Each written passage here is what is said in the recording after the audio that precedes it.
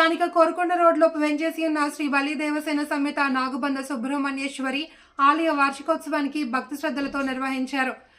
ఉదయం 8 గంటల నుండి స్వామివారికి మహాన్యాసపూర్వక ఏకాదశ రుద్రాభిషేకం అంగరంగ వైభవంగా నిర్వహించారు.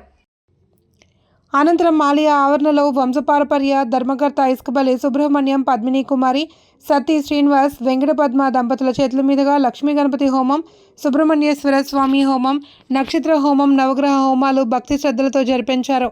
ఆలయ ప్రధాన అర్చకుడు నాగ సుబ్రహ్మణ్య శర్మ, పవన్ కుమార్లు స్వామివారికి రుద్రాభిషేకం నిర్వహించారు. ఇసుకపల్లి సుబ్రహ్మణ్యం దంపతులు, సతీ శ్రీనివాస్ దంపతులతో వేద పండితులు మోహన్ శర్మ, హర్ష హోమాలు నిర్వహింపచేశారు. టీటీడీకి చెందిన సుబ్రహ్మణ్యం ఘనపాటి వేదాశీర్వచనం అందజేశారు. భక్తులందరికీ సకల శుభాలు కలగాలి అని, ఆయురారోగ్యాలతో తులతూగాలి అని ఆకాంక్షిస్తూ రుద్రాభిషేకం హోమాలు ఘనంగా జరిపించారు. అనంతరం భక్తులకి అన్న సమారాధన కార్యక్రమం జరిపించారు.